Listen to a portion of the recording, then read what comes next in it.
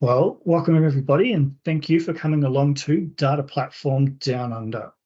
This month, or not just this month, but my name's Warwick Rudd and my co-host Martin Catherall will be bringing you a number of sessions to kick off 2024 to help you with your data platform learning. For this month, we start off with Reed Havens, who I will hand over to very, very shortly.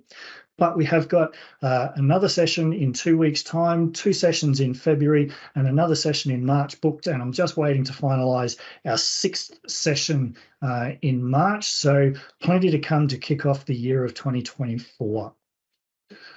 As we can see on the screen, Reed will be taking us through avoid data silos, best practices for implementing shared data sets.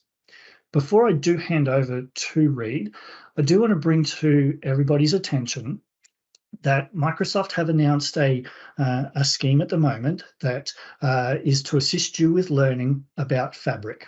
Okay, so you can come, we'll put the link in the chat for you. But if you register to go through this impressive set of sessions put together by community people to allow you to learn more about Fabric and become upskilled in Fabric, and you've got the ability to prepare for a certification in that for DP600. Now, there's plenty of information here.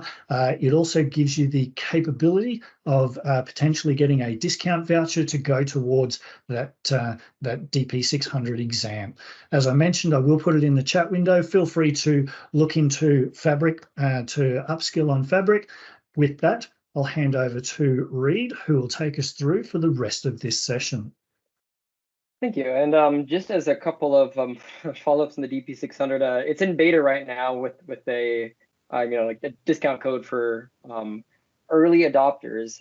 I have found from talking to a few MVPs, there is unfortunately a decent amount of well, SQL is not too bad, but there's a decent amount of Python questions that are in that, which I think the majority of myself and the other MVPs are like, what kind of golden unicorn person are they trying to survey that's going to know SQL, Python, Power BI like this? Because it's usually not code that other people know. But just as an FYI, basic Python scripting and understanding how to do data queries, kind of like a SQL query, but with Python is some of the things that they'll be testing, unfortunately. So just as a heads up, based on some of the other feedback that I've gotten on a few people who've taken the test.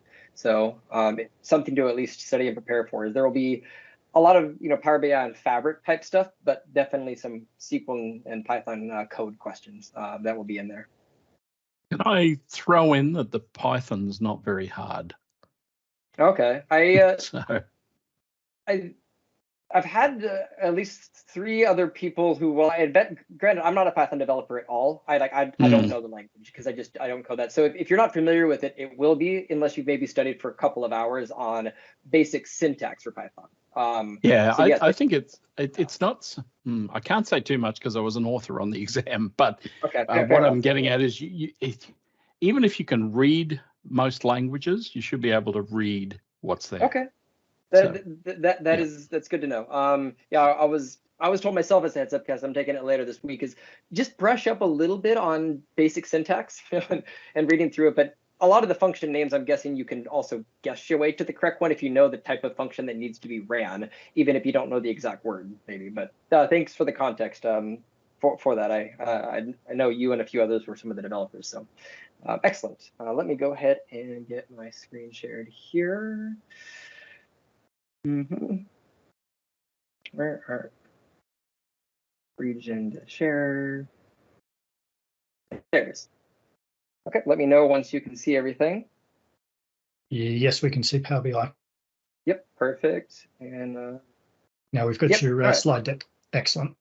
Excellent. And I just want to make sure to get what I do is I have it ultra wide. So I have part of the chat will be up over on my right monitor, and then the main section of my screen is what I present on. So I will be monitoring the chat, but I like to keep this conversational.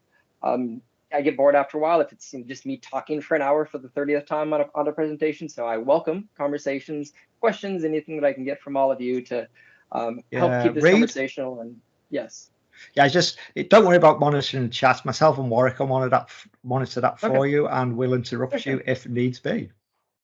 Yeah, no worries. Yeah, either way, it's just right over on the side. But regardless of whoever sees anything, drop questions in there as often as you feel the need on anything. I try to pause about every 10 or 15 minutes to open it up to be able to review some of those. So with that being said, let's talk about some of the stuff we'll be going over today.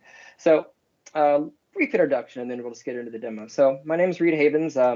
Similar to Martin and a few others, I've had an MVP for a few years now with Microsoft, specifically with data platform and everything related to Power BI for the most part.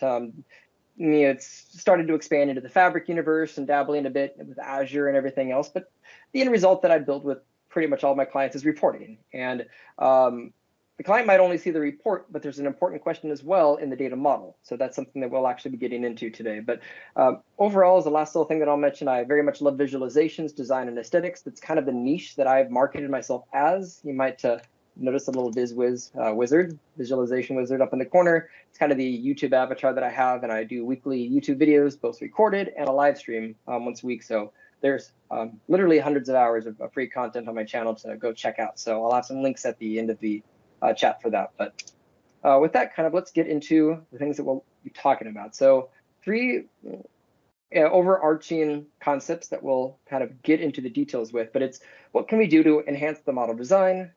What ways can we leverage Tabular Editor? And also what are some dataset configurations in the service? I still have dataset in here. I'm slowly gonna need to work towards shared semantic models, because that's the rebranding that Microsoft has and changed it to back in November. But they mean the same thing. It's the model that's behind all of your reports. And Microsoft tries to encourage as much as possible with their features and their platform to have the fewest number of data sets, semantic models servicing the greatest number of reports, either for reports that have been built by developers or self-service reports that might be built using Analyze in Excel or things along that nature. So from a design perspective, how can we clean up the fields list, the data pane that we have, to make it really easy to navigate? If somebody just connected to your model has zero idea what's in it, how easy is it for them to understand what's available to make a visual from? So we'll have conversations around that, but also how to share, distribute, promote, and get the attention of that data set for your audience who is inside of your company or your tenant. So those are really the driving conversations on everything that we will be going through today. So I want to start with the idea of enhancing the model design. And this is a mixture of kind of art and science, primarily focused on usability. So a lot of the things that goes to curating the fields list in the data pane isn't something that is necessarily going to make the data set faster. It's not going to make it smaller, but it will make it easier for people building reports off of it to use. So that's what a lot of the enhancement is driving to in these first conversations and many of the things that we'll be reviewing. But from a very big top level, I want to kind of talk just about the common things that we can do in terms of curating that data list. So we'll explore some ideas around proper naming conventions, as well as also leveraging display folders. There's a lot of really useful ways to actually folder, subfolder, and multi-folder and organize to clean up that list. The KISS methodology that I try to apply to everything possible when it comes to development. Websites, reports, data models, the keep it simple, stupid KISS methodology is always a good thing to aim for. The least amount of information necessary to allow somebody to do the task that they're set out to do. And data modeling is no exception to that either. But from a high level, these are some of the things we'll go and consider.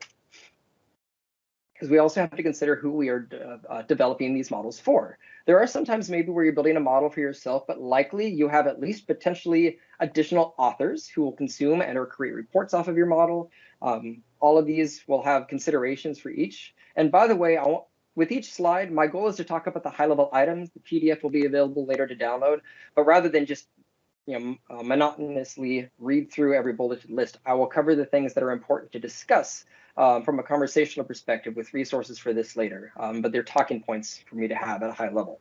But these just help you to think about who or whom is going to be building things off of this. So what are the audiences that will be using the model once you have built it? And that's important to not only future-proof it, but even how to configure it as well, because there's many different ways to connect to this stuff. The thing that I love about Power BI is that the model always starts just with an import. That is the tried and true model that has been built since day one, and that is the OG data model that Power BI started out. There weren't any other real options to have. We eventually got additional ways to leverage and use these, but the V1 of Power BI Designer that came out is it was a one-to-one relationship. Every report had one model, but we eventually gave ourselves options to expand upon that. So we started out with this, but we, from an import, had the opportunity to eventually get to those live connected reports. Now, the terminology for this is going to be often referred to as a thin report or a lean report. These are just the report files where you go to get data, Power BI data set, and you connect to a data set already published in the service. There's no local model. It's connecting to a data set published in the cloud, and that's where you get your hub and spoke scenario, the things that we're wanting to build towards. With the advent of this, all these considerations that I'm about to talk about are becoming more and more important because we want to reduce the number of unique models in the service, servicing the most number of reports that we had. So that was a great upgrade that we got in Power BI. And they can be hosted pretty much in either Power BI as a service, Azure Analysis Services, SQL Server. The same type of tabular model exists in all those locations. It just depends on where it's going to be hosted. But same experience. You can build thin or lean reports off of that. Now, one of my favorite things outside of these is, yes, this is the live connected model, typical example of what you would expect to see in here, where you get a colored bar on top of the tables that represent the fact that this is connected.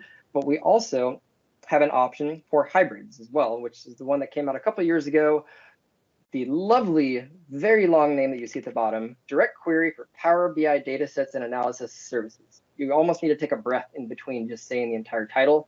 DQFDBIDAAS. Very long initialism, but composite modeling lets you combine pretty much any number of data sources and sets together, which is giving the end users that you have even more power to create self-service reports against models that have already been published, but also as needed to add just little bits of their own modeling into it if not all of it has been serviced from the core data set, the golden data set that you have been trying to build. So you have the ability to combine any number of Power BI data sets. Typically, it's going to be one, but composite modeling can technically combine two or more Power BI data sets with each other. But usually you're going to have the golden data set that exists online, you connect it to it, and maybe there's a custom hierarchy table for your the branch of your org that needs to be brought in, or one or two small little pieces. 5% of the model needs to be joined in. You can build that without having to have that difficult conversation of asking, central IT to push this upstream, put it in your golden data set.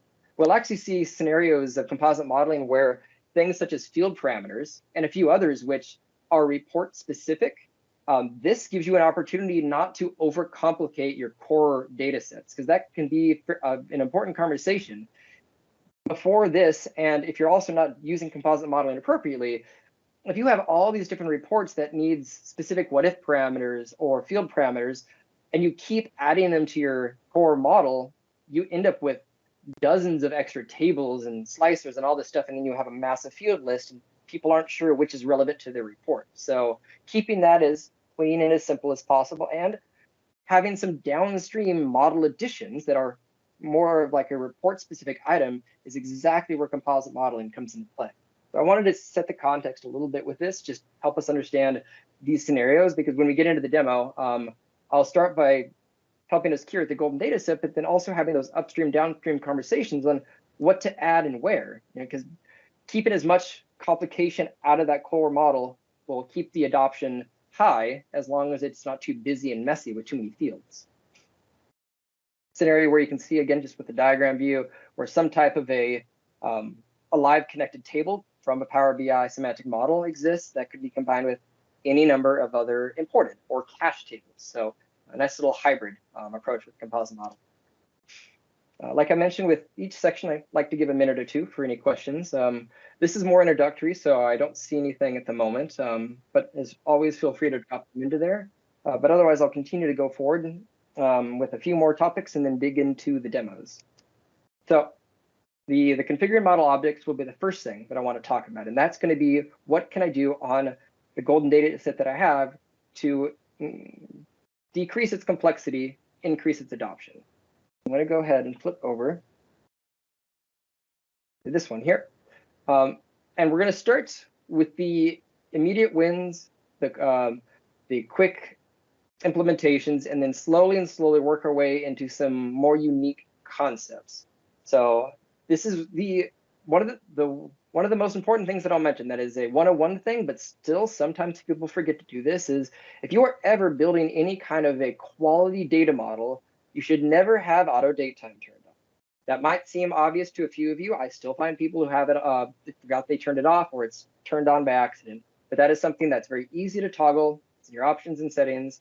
And I'll actually show you what it does. The auto date time, it creates its own auto-generated calendar table for every single date or date time column that's in your model. If you have 25 different date columns across your product, customer tables, all that, you'll have 25 hidden calendar tables. If you have a customer birthday and your oldest customer is 95 years old, you'll have a 95-year tall calendar table. So it's something that's designed for people who have just started using Power BI, and it's a very quick win to get a report in 30 minutes or less. They have year, quarter, month, and date, but you can't customize it. You can't add a column to it. It is exactly as it comes, no customization. So dedicated calendar tables are better for that.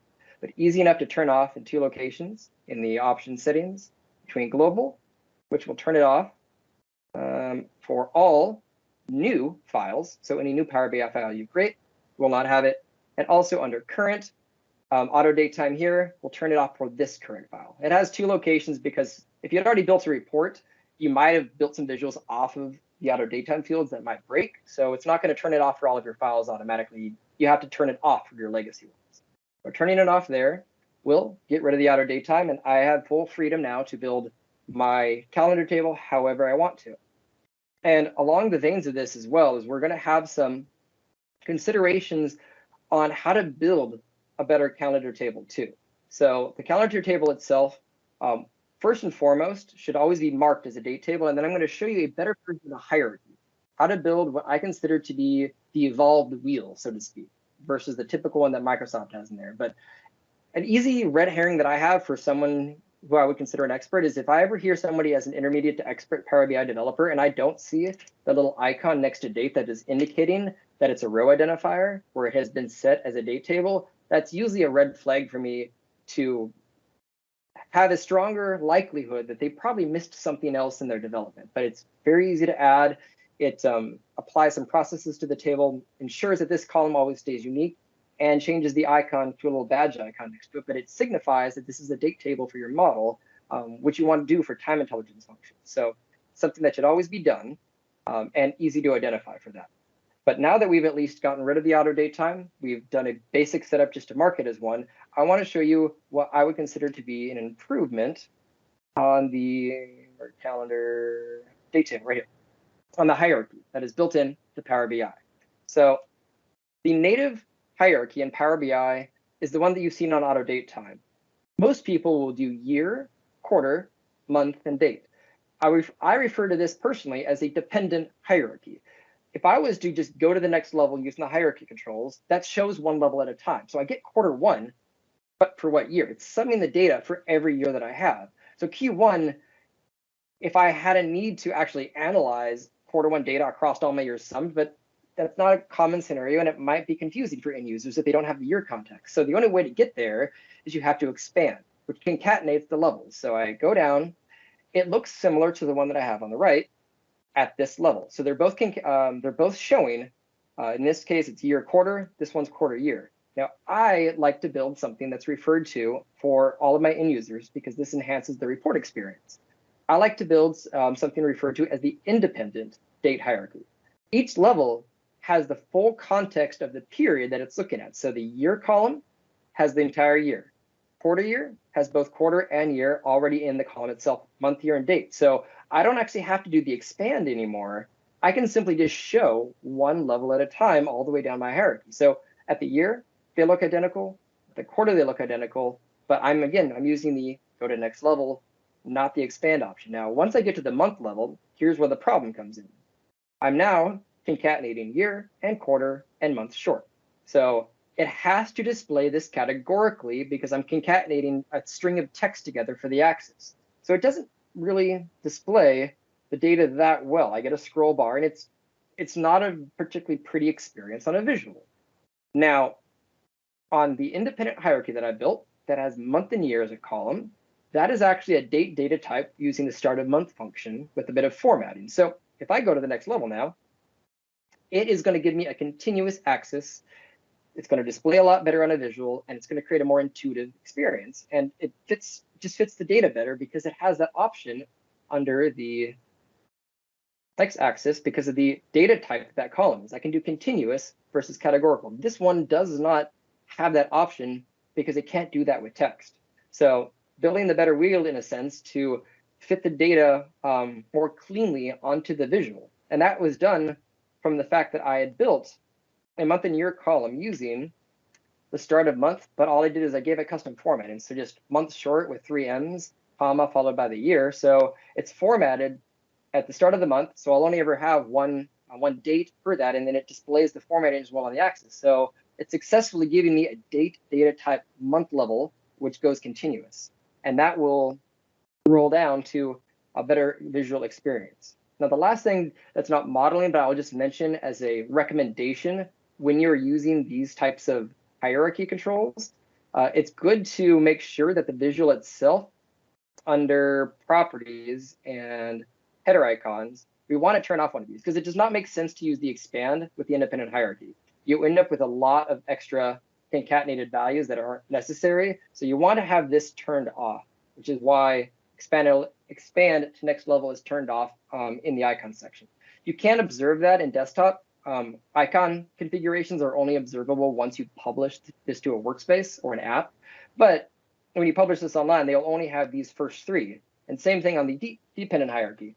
Not really benefit to using the go to next level, or at least the business case that I've made for it. So that can also be turned off here. So properly configuring your header icons, depending on the design of your visual, is very important to preventing clicks on things that can break the data, so to speak, when you're using those. So, but that is one upgrade to the calendar table that I would recommend is leveraging an independent hierarchy, which leads to a better user experience for people that are using these in any kind of a column visual, a line visual, area chart, anything along that nature.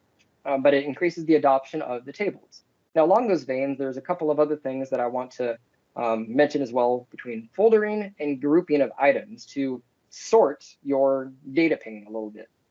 So one other file that I have, here it is. Let's go to this one.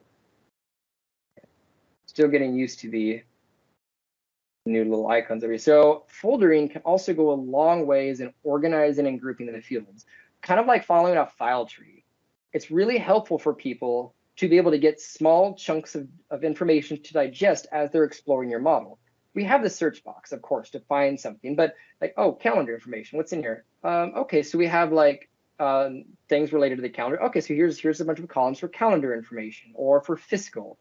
Flag, so future flag, weekend flag. Some people call them toggles. I like the term flag to indicate like a binary true or false. This will let you set something related to the calendar data as a filter, but we can see that there are folders for all my hierarchies, all my offsets. So now rather than having to get 30 or 40 columns at once in a giant list that often is sorted alphabetically where maybe your month is way down here, but your week is way at the top. So they're not organized in a logical way next to each other.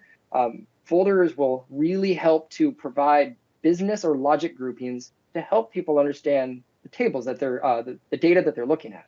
So at a minimum level, if you have anything that has maybe like more than about 5 or 6 columns, start to consider what you might want to group them by. And even the hierarchies themselves can be grouped. So the only thing that can't be added to a display folder like this is the tables themselves.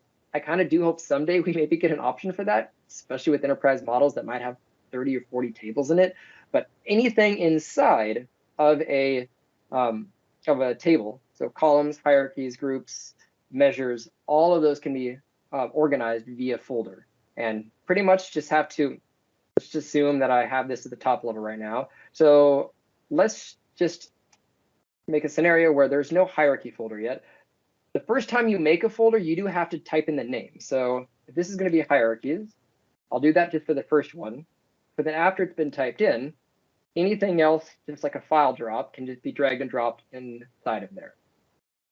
Now, following along the vein of this, I actually have some upgrades for this as well, but this at least gets the conversation started on some ideas that you can have in here, and how you can leverage those to group columns together specifically. So I also want to now point out how we can organize our measures as well. So some people have different schools of thought on where to keep them. I personally like to have a metrics folder to keep all of my calculations, and that display folder that's at the top level, however you want to call it, could be DAX, metrics, calculations. I again try to think of names for the simplest, most basic report, ad hoc report developer that I can think of, and a lot of those people don't know what DAX is. They're probably, they might understand KPI or metrics, because that's somewhat of a generic term, but use terminology that isn't that can be understood by someone who has zero idea what a tabular model is in Power BI. They just understand names of fields and they want to use stuff. So I usually go with metrics as a name for that, but I want to take all of my calculations that are anywhere in my model and specifically put it in a folder called metrics. Now, I'll also point out the fact that if we try to call this measures, fortunately we can't do that. Technically, there is a measures folder in the model where all of the measures are kept. It's just kind of behind the scenes where we can't really see it. I'll show you it in a hidden, semi-hidden place in the new modeling view, that the model diagram view that just came out in November. But otherwise, yeah, we can't call it this. If we call it measures, the table will be renamed to measures 1. So that's why I use the term metric. But again, whatever works for you. So I'm using the Power Query Enter Data button. Normally, this is where you copy and paste data. I'm just going to stick it in as is, and I'll select load.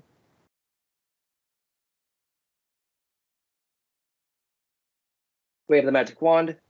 Now it's going to start in the existence of a table. It's going to look like a table for now, has an empty column in it. But if we come over to the model view, we're going to rearrange a few things. Now, if you haven't explored the new model experience yet, that's over here, that is something that you can turn on in preview. It gives you a list of everything that has been added to your model, including like perspectives, translations, all the stuff. It kind of exposes, at least from a read-only perspective, all the items that you actually have in the back end of your model. But it's found under options and settings and preview.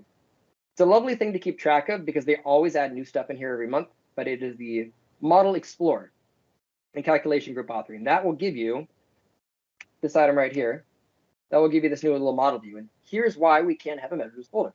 Technically, there is an actual folder called measures. Yes, it is sitting in my sales table. There's my measures in here that we saw earlier, but all of them collectively are always going to be kept in a master measures folder. We just can't make this visible to the front end, but that is where they actually get stored in the back end and why we can't use the name. But for us, for the review perspective, there's my metrics folder here, and I'll talk about the dev DAX folder that's hidden a little bit later. But we're going to take my calculations here in my sales table. I'm going to come up and drag that to my metrics folder, and I'm going to delete my column 1.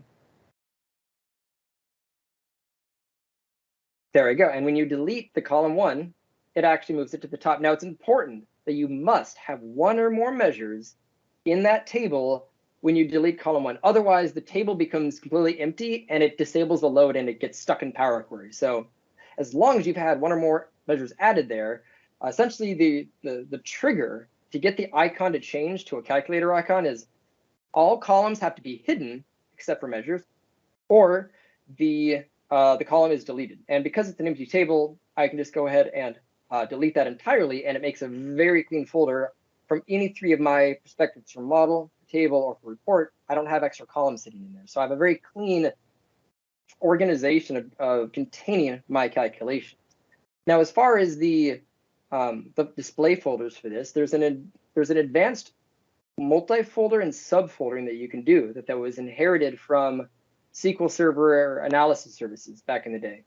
So I can choose to put these calculations in more than just one folder. So let's call, I'm going to call my sales. I'm going to stick this in the base folder. And I usually do like base or analytics, whatever the core calculations that I have that have not been modified. So sales, order count, budget, things that have had no transformations or additional filters. And then from there, you know, prior year-over-year calculations like this might go into something called time intelligence, whatever suits your fancy for the names. But let's pretend that I had a calculation called, I'll say, sales minus budget. And it doesn't matter what the calculation is. Let's just pretend that there's one that has data from 2 fact tables that are in it. So now, does this go into a folder called sales? Does this go into a folder called budget? Well, if I can't figure out which folder to be in and where people would expect to find it, I can do both. So if I do sales, semicolon, budget, I'll copy this into the chat, by the way. There we go. It will multi-folder it. And I can do this with 2, 3, 4, 5 different folders, but it will add it like a shortcut to every single folder that I expect it to have, because it contains data from both of those fact tables. So now, regardless of where someone was to come as a browsing experience, they open up metrics, they open up budget, they get something that is related to budget. They open up sales, same thing, you get something related to sales. So I could put it in both locations to increase discoverability. And as soon as I added it to a visual, it adds it from both places. You'll also have an experience where if you were just to open up and click it, it automatically expands the other folder to show you and highlight the other location that that measure is in. So it's one measure saved in your model, but it's stored in 2 locations. So that's one upgrade that you can do, is multi-foldering with your folders if you're unsure how to logically group it. Number 2. So selecting that here, if you do a backslash, sales to budget, that will subfolder it. And again, it can be subfoldered 3, 4, 5, 6 times, as many levels deep as you need to go. Subfolder 3.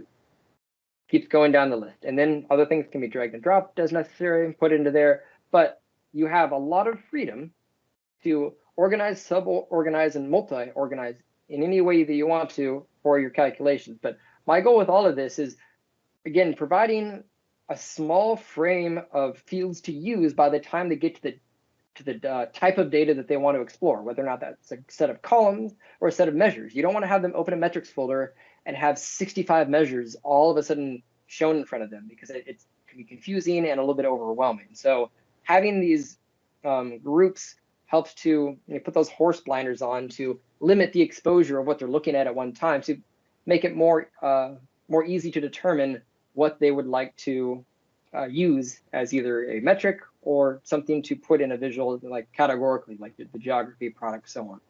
So a few things to at least start the conversation with.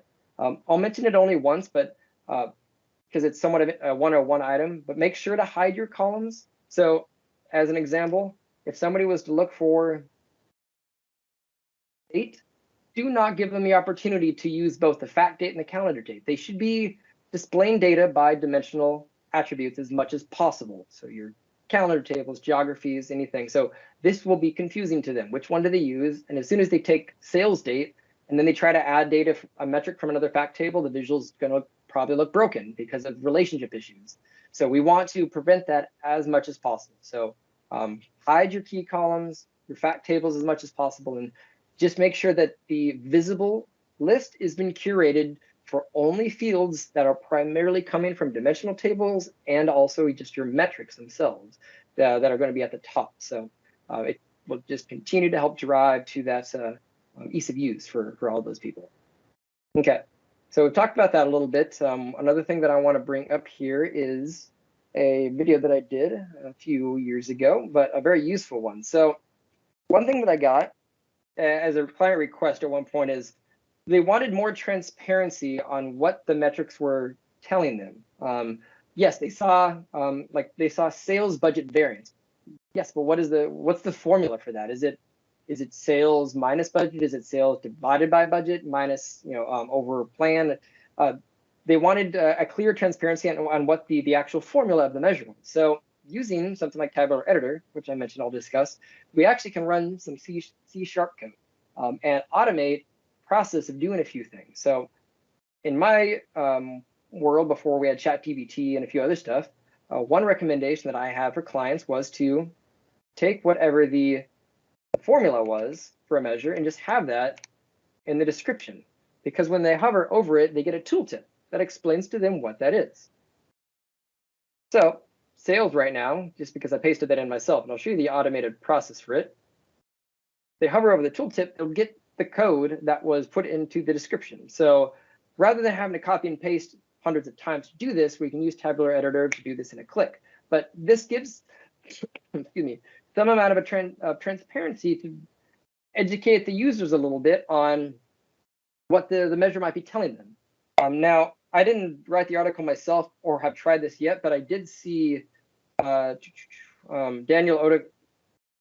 Gospel, who created DAX Studio, leverages a ChatGPT API to scan all the DAX code and have ChatGPT try to explain in plain English in the descriptions what the measure was doing for them. So there's an article on that somewhere on Darren's website, but he basically had a lot of like plain English descriptions for these, but all using Tabular Editor, a C# script, and fetching your ChatGPT OpenAI. So a better version of this, but you actually have to have a pro ChatGPT 4 account. But otherwise, a very cool concept for that. Kind of an evolved version of this. But for me, I'm going to go to external tools, and you can use either the free Tabular Editor 2 or the paid Tabular Editor 3. Either of these will work. I'm just going to open up the free version just because it's a pretty quick and easy script to run. We're going to go over to here, and I need to see it's code. And let me paste this into the chat as well for all of you. There you go. Run this. There you go. 5 model changes, script executed successfully. For that, now if I just simply save, close this, now every single one of my measures, I'll just do it from the model view. This, yep, that got the 1. If I open up time intelligence, there you go. All of them got the measure, and it took the code and put it into there. Basically, it's just the C# script is saying for each model measure that I have the description, m.description that's in there equal the m.expression that you can see in the chat. So it's one line of code. There's dozens and dozens of really useful automated C# scripts that can be run in Tabular Editor, but that's one of my favorite ones, where it takes this and just does the bulk copy and paste for every single defined measure in your model. Really quick and easy way to do that. And then on those tooltips, for anybody connecting to this in a live report, because you can't click the measure to see this here. This will never show up when you have a report that was built off of the Power BI semantic model, but you will get the description. So that will always pop up as an option once you start to build these out. All right, let's see, descriptions, yes. So before I talk about a few other kind of downstream items and a little bit of composite modeling, let me know if there's any questions. Otherwise, what I'm going to do is also talk a little bit now actually about a connected data set and what items that are kind of considered report scoped or report level items. So let's go ahead and bring up this. Just to go away.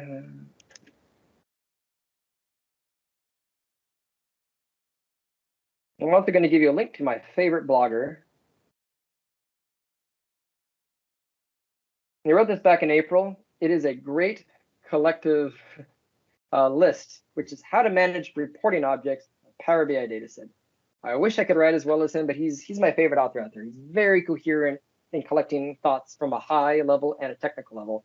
But there's a lot of things that we can add as far as model objects, like special measures, field parameters, conditional subtitles. All of these either require a table to be added, or they require a calculation group, visually specific measure, SVG measures for like little chart items. So I won't get into everything on this article as much as just mentioning it from a highlight. Like this goes into so much beautiful detail on describing common examples of all this stuff, but it's a collective list of a few of the things that I will be adding with us today to give you some examples of what to add kind of downstream. Because again, we don't want to have so many different report-specific objects in our core model. If I have 35 different reports and each one of them requires like 5 or 10 custom conditional format measures and titles, I'm adding dozens, if not hundreds, of extra items to my main model. So that's something that we can actually avoid if and when necessary, by leveraging the composite model scenario. So I'll show you just an example. Then I'm going to go to like a new report and show you how easy it is to add either additional measures, but also how to add field parameters and other items as well. So in a scenario where you have that golden data set that you connected to, we'll talk about certification here at the end and what some of these labels mean. But let's just assume that I'm connecting to my golden data set. And I have some report requirement that is needed for that. Now, for years, Power BI, even before composite modeling, has always given you the option to add report scoped measures. That means that if you already have a measures folder or a DAX folder, you can just with a regular live connection that we have, right click, select new measure, and you just have the option to add whatever you'd like. If this would be, let's say, just say custom title equals sales by country, something like that. And maybe you were doing a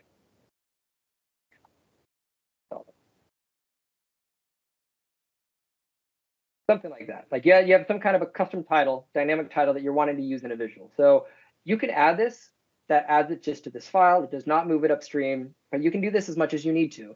This is where at least measures should be going. And even if you wanted to, you can add additional folders. So that already has the built-in folders, but if this needed to go into a folder for like title, you can add custom folders that is added inside of there. And none of this yet has had to go to a composite model scenario. You're just adding logical measures, but you can do that as many times as you need for titles, SVG images for a chart if you need to.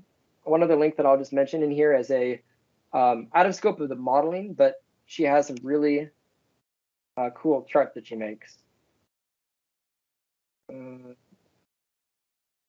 Chart templates is what I want. SVG. Just as an FYI, so when I say SVG thing, it's these that can be added to matrix tables. They recently just did an update to Power BI in February of last year where you can have custom X and Y size for the box for images that are rendered in a table in Power BI. So you can actually have gauge bars, range bars, all sorts of stuff. But again, you need to measure with the code to run these. Another great example of something that, yes, the code is in here, it renders a visual in a matrix for you, but that can be added in a measure that's report scoped, still connected with a live connection. So kind of a good example number 2 of a measure scenario.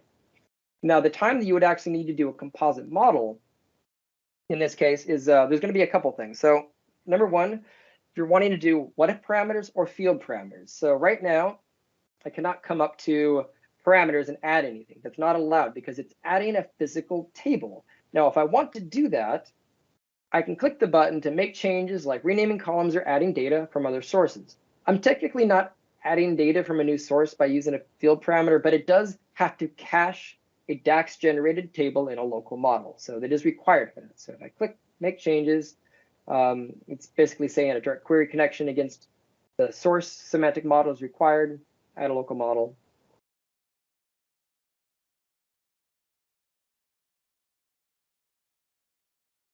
And, oh yeah, here we go, yep.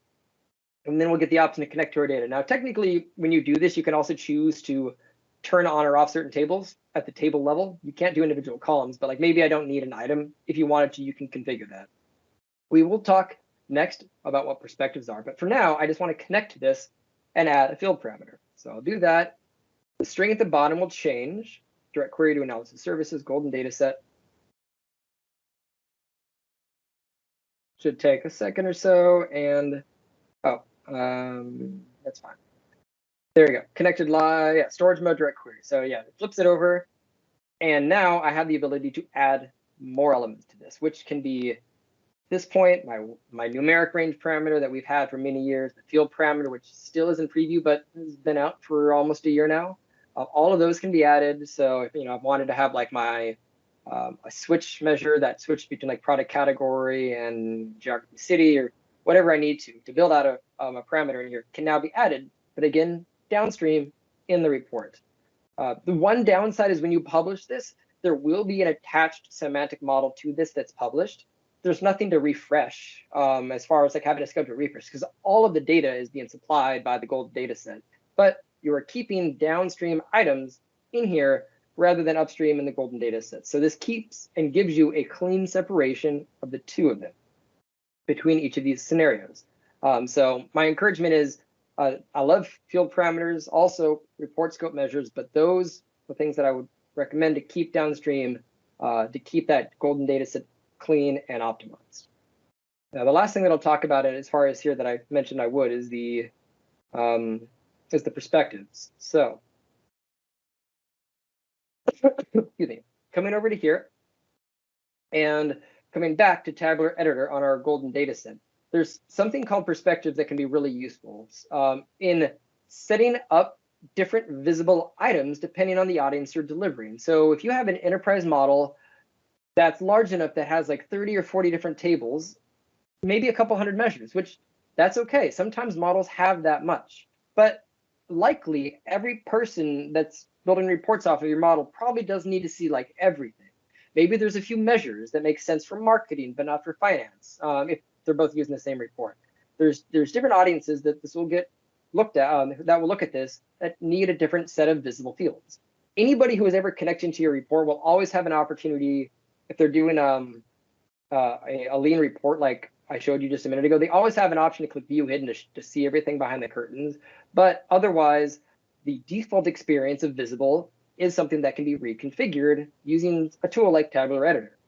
So I'm going to come over to Tabular Editor 3, specifically because this one has a perspectives editor that I find very useful and intuitive compared to the other one. I'm going to open this up. Here we go.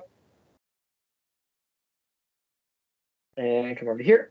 And yes, so the perspectives editor, which for tabular editor, we have our model that's just all of our fields that are listed in here. But if you come up to view and you open up the perspective editor, which is what I have right here, any perspectives that you add will let you toggle what is visible and hidden. So I'm going to add a couple of these and then kind of configure this for us. So I'm just going to go ahead and let's create a perspective, a new perspective. I'll call this marketing.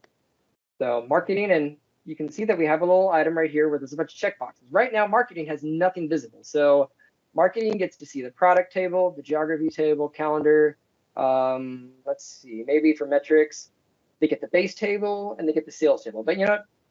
This time intelligence table, they don't need to see that. They don't use that data. So I can keep that unchecked. So now I've configured some set of visible and hidden items for the marketing team. And in Tabular Editor, if I want to build another one, I can just Control-C, Control-V.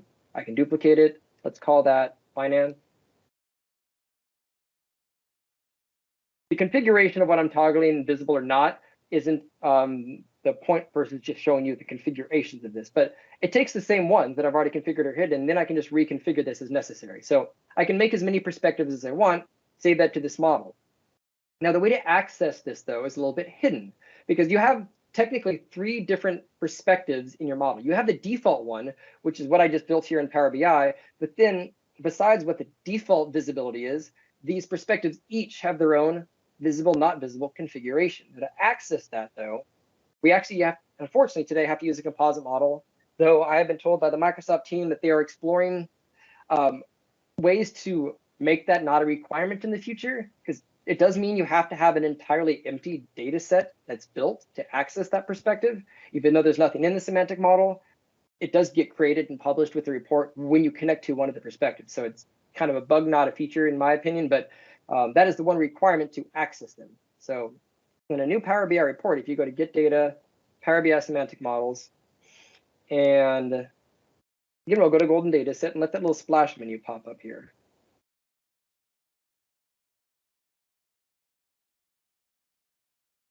Takes a second. Oh yes, and that's right. I need to select make changes to this model, which either A is in the lower right down here, or B, that will be under modeling, make changes to this model. When I click this, that's when I get the little pop-up screen, like when I like to add a local model. And again, nothing is actually going to exist in this local model. It is entirely empty, other than it's a container that has to exist for me to access the menu to connect to the perspectives. I've definitely encouraged the team to consider to remove this as a limitation, but it's one limitation today to connect to it. But under databases, we have an option in here for perspectives, and there is the 2 different perspectives that I have that shows me everything that is either going to be visible or invisible. Notice that from the one that I published for the demo, geography is visible for sales. Marketing geography is not visible. I still get all the tables, but the visibility configuration for these is now the default that that person is going to see when they look at the report. So I'm connecting to this. Again, a local data set has been added, but I can always view hidden to see everything else. It's like, so this is not a security process. This is a convenience and usability configuration. They'll always have access to all of the columns that are in the model. It's just what is visible by default, depending on the audience being delivered. So very useful if you are having enough audience members for a data set or a semantic model that is big enough to distribute that far out. But just be aware it is not security related, it's usability related for those. Very separate things between those two. But otherwise, it's kind of a little bit of a hidden feature. You just have to be like very transparent on when somebody asks why is there a model with this, like, oh no, there's nothing in it. I just wanted to have people have an option for a perspective related to that. So but fingers crossed that that limitation goes away with maybe in the next year or two. Otherwise, the last things that I want to talk about, to start wrapping up a few things, is promotion and certification and what that implies. Coming over to here, figurine datasets. Okay, so we've talked about a few ways to show, hide, hierarchy, group our columns, organize them, also how to create audience perspectives with them as well. But once this is published to the service, what options do we have to basically make this kind of the noisy, not the noisy neighbor, but the person whose hands up in the air and say, hey, please use me. How do you get the attention of users building reports to look at the data sets that you have? So we have a few options along these.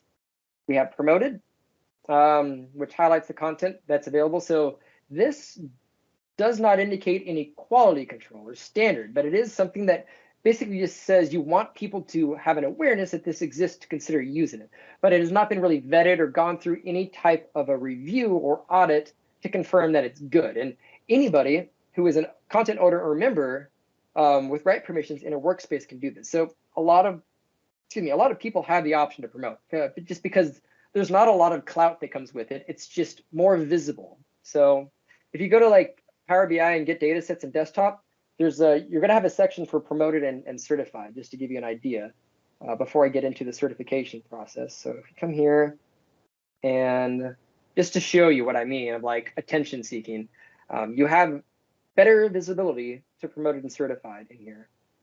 I quickly load and just show you. Come on, go away. Here.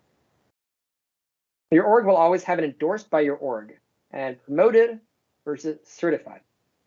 So big difference, but either one of those will go here. Just to give you context of what I mean by it's easier to find promoted and certified data sets. They get an extra badge. Promoted gets like a checkbox sticker. Certified gets more of an award. So they try to also indicate like a difference between the two. Like this actually just simply has a promoted label. This has an entire certification label that even has who and when. But you can see the two levels of ways that you can help to increase exposure to find semantic models that you would want your audience to use. So going back to the slide. So that is endorsement and promotion. But you also have an option as well called Make Discoverable, which allows users who don't have access to the data set to find it. So when you go to search for data sets, either in desktop or in the service, even if those people aren't a member of the app or the workspace, they still have visibility to see that that data set is available with any descriptions or information provided about it. Now, if they try to use it, they'll have to send a request email to the owner, and the owner or owners of the semantic model will get an email saying Sharon or Mark would like access to this data set. So there's still security, and not just everybody can use it, but they can see it. So they realize it's there. Oh, I would love to use this model that's already existing for this report that I need to build.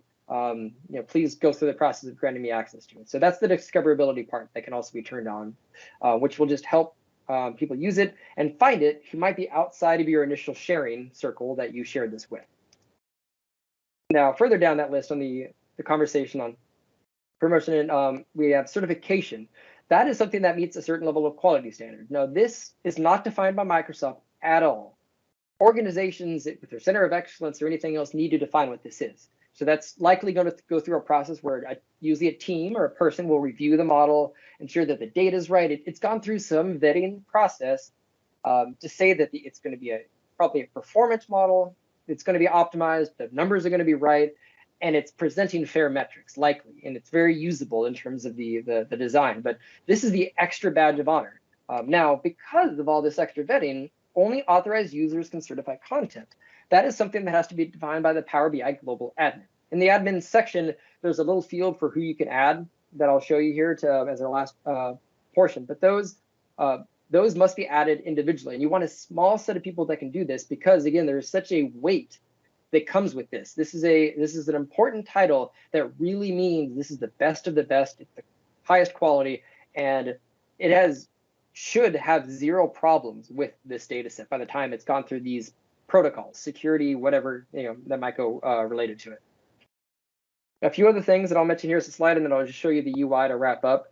Data set images also can help, so giving something a bit of a branding to help it stand out, and also descriptions, which can show people and explain to them what the data set is using. So I'll finish that off with the slides, but just give you an example of what I mean by, like, if we have anything that is in the description, we actually get a pop-up. So we get a tooltip with an information icon that will explain what this data set is doing. It takes up to 500 characters. So you can give it help information. So even before they connect to it, they can get context on what the data set is telling them. Outside of that, let me go ahead and open this up, and I'll just show you where these options are to wrap up before I go to more general Q&A to finish off the conversations today. So in any workspace, once you've published a semantic model to the service, the options that I was showing you will be available under settings specifically, where you have your endorsement and discovery, and depending on your permissions, from the global admin is where you can set it to either promoted, certified, or discoverable, or combination of the two.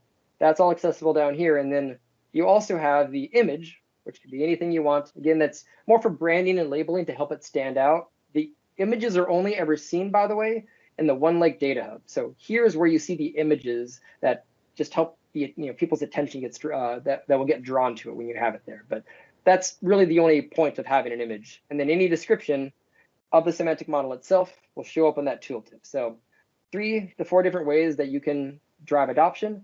But the final thing that I'll just show you is for those of you who have global admin privileges, if you do, the admin portal for Power BI. And I'm so happy they finally added a search box to search these settings. We're going to go to certification right here. And yeah, there's 2 options. One, if it's certified, can we make it discoverable? That's a choice that you have as a global admin. Like maybe if it's certified, you only ever want it to be seen by people who are just in the workspace that it's been shared with.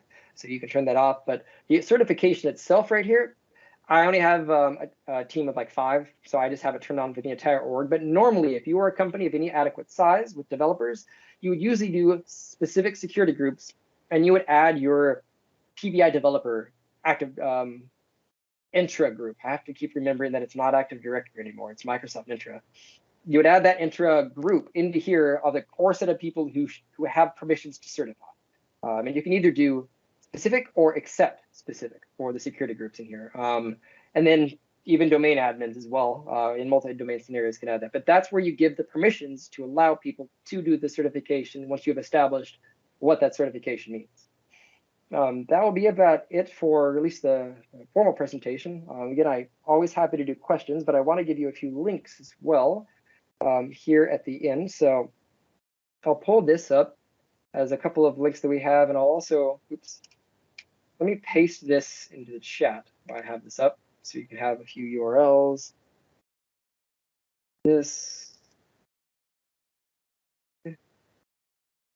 Paste, there we go. There's the links that you see in front of you here. QR code will take you to my main website. Lots of links to either the PDFs, the presentations that I went over. I also have a lot of services related to training and consulting, a few courses that I've developed as well that are recorded and online. A few files and templates related to like either Google Analytics, Spotify, and a few others. And the one that I'll encourage you to check out is the YouTube channel. If you like the content and are interested in learning more, again, there are over 100 recorded videos that I've done and 125 live streams. think of it like a user group presentation like this, but I've had all sorts of people over the years, from Microsoft employees to MVPs and everything in between on there. And it's something I really enjoy doing, and I've liked to do over the years. So I try to do it pretty much every Friday, but hundreds of hours of good free content for you to check out at your leisure. And then last but not least, LinkedIn is something that you can feel free to reach out to me at. Like to try to stand up the community, help out, and answer questions. So as needed, I just try to help people out with that. So let me know. But otherwise, yeah, if you have any questions, feel free to come off mute, drop a question in the chat. Happy to answer some remaining questions and hang out for a little bit as we wrap up. Excellent. Thank you, Reed. A lot of good content there for everybody. So as Reed mentioned, you can either raise your hand, come off of mute and ask some questions if you've got those, or if your preference is to put them in the chat window, we can do that. We've got a couple of minutes that you can ask any questions around what's been covered today of Reed. And as he mentioned, he's happy to answer those for you. So take advantage. Yeah, and just one other link as well too is I have a little raffle sign up, which grab some details from you, put your name into a hat, and I draw one name from the hat at each presentation that I present at, and you'll get just basically half an hour of consulting to pick my brain, talk about anything from DAX to visuals or anything else, but you just get a chance to chat with me a bit and maybe get some clarity on any conversation you want to take the direction. Another benefit of being live in the session and not watching the recording. So exactly. Speaking of that, this session has been recorded. It will be made available on our YouTube channel, so you can come back and watch this session as well as any of the other sessions that we've got up there that we've hosted over the last couple of years.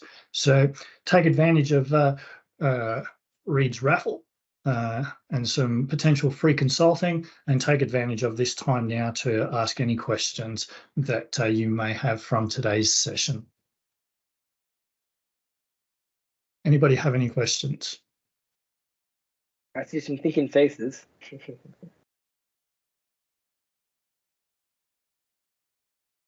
Sure. Yeah, feel free to come off mute if you're able. Yeah.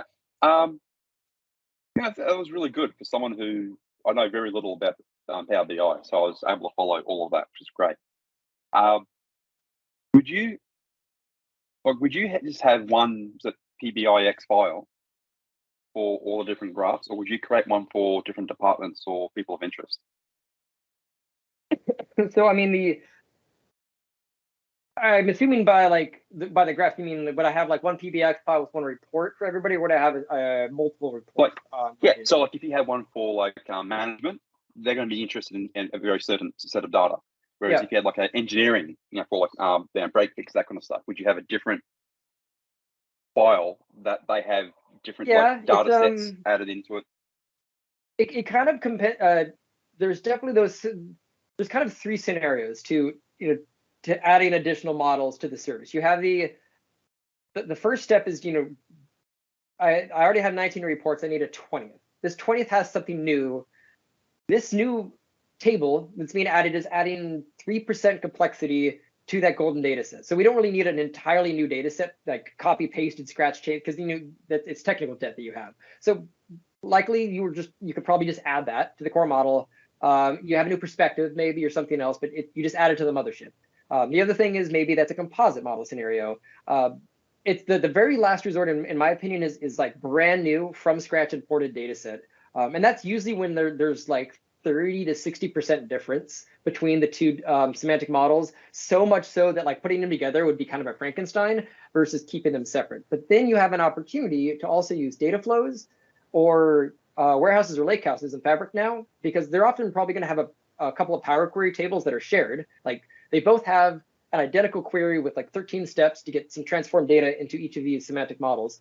Move that upstream into a data flow or lakehouse or warehouse, and then have that then percolate down post transformation into whatever the actual imports or connected models that you have based off of that. But you're still at least trying to reduce the amount of repeat processes. So whether or not it is the model that's getting repeated with all of its logic, or just one query or table at a time, anytime you can move that upstream to be reused as much as possible, that's what I always look for opportunities for. As long as there's low technical debt and there's a lot of and you're reducing the number of refreshes, or if I have to make an update to logic, how many locations does that logic exist independent that I have to open, change, save, open, change, save over and over again? That's what I'm trying to avoid. So it's an art and a science to a degree, but in the Matthew Roach's maxim, as far upstream as possible, as downstream as necessary, I think is the thing that I always keep in the back of my mind. Yeah, what I'm hearing there is very much like, that dry method. Don't repeat yourself. Just you hear that there. So move things upstream, do it once. Then if there's a bug, you can fix it once instead of trying to find all the little tiny places in the weeds. And I mean, like that happens if people do data siloing. Like they have this very complicated query, and it's in like 35 different reports or data sets, and then you have to open all those. Maybe you can copy the code. Like you're still spending an hour or two fixing it. Then you have to publish to the workspace, but then you have to take the workspace and update the app, and it's all that, and it's a nightmare.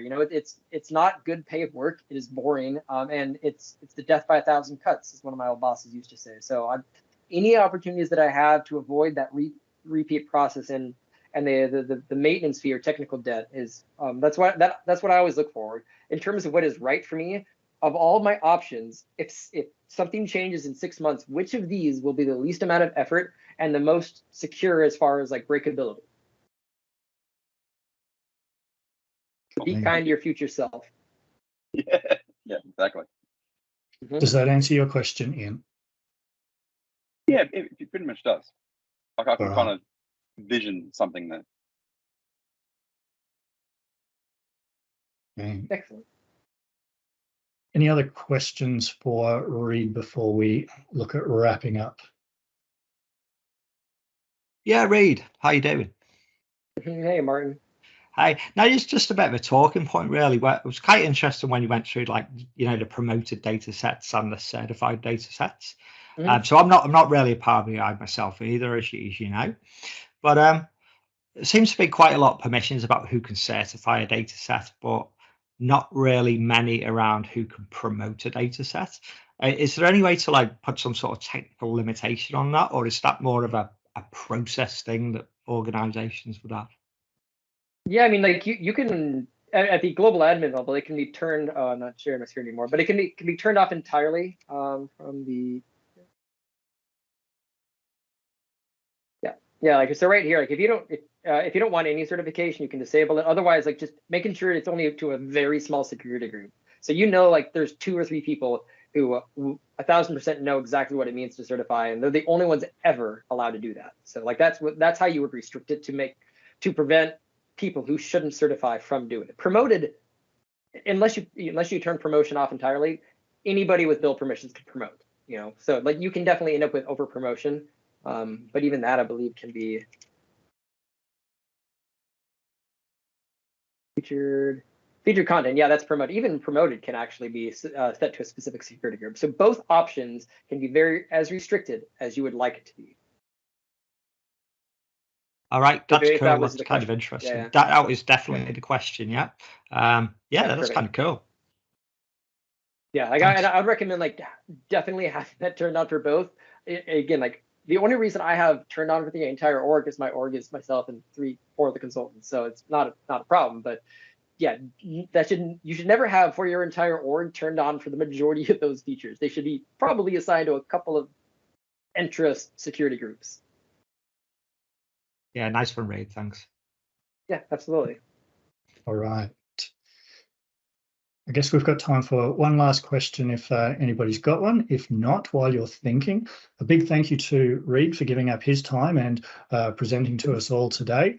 A big thank you to everybody who has joined us for this session. I do hope, like myself, that you have enjoyed this session, that you have learned a few things from this session. As I mentioned earlier, this has been recorded. I will be stopping it very shortly. Once it's complete, it will be made available on the Data Platform Downunder YouTube channel. If you haven't already subscribe to it. Then you get notifications when we do get these sessions that we do upload. So therefore, if you actually miss a session, you can see that it's been uploaded and you can come along and view that session whenever you want. So with that, just with a quick question is, can you do you have the public, because I need to drop it into my MVP chat, the public meetup link that I can use to point back to this presentation, and or the YouTube link. Whenever you get that published, let me know, because then I just send them that link to show, like, where I presented. For sure. Beautiful. Okay, so it looks like no other questions. So with that, thank you, everybody. As I mentioned at the start of the session, we have got another session in 2 weeks' time. So if you haven't already registered, feel free to go along to Data Platform Downunder Meetup group. You will see the 4 more sessions that we've already got listed for the next couple of weeks. So with that, I look forward to seeing you all once again online in a couple of weeks' time to continue your learning on the data platform. So with that, thank you from both myself and Martin Castle. Thank you so much. Yeah, thank you.